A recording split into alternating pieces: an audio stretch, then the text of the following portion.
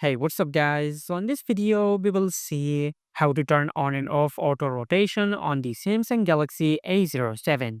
Now, if you want to turn on or off auto rotation on your Samsung phone, first of all, just swipe down from the top right of the screen and open the control center. And in the control center, you will find the option of auto rotate. Now, just tap on this icon to turn it off. And once you turn off auto rotate, you will disable the auto rotate feature on your Samsung phone, just like that. Now, if you cannot find the auto rotate icon in the control center, then open the control center and tap on edit. From here, go to edit. Now in this section, just look for the option of auto rotate. And once you find the auto rotate option over here, just tap on it to add it to your control center. Then select done.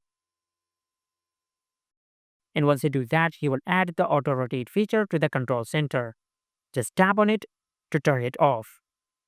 And similarly, if you want to turn on auto rotation on your Samsung phone, just open the control center and instead of portrait, just enable auto rotate.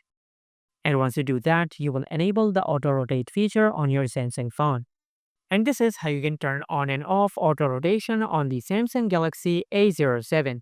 Make sure to like, comment, and subscribe. Thank you for watching.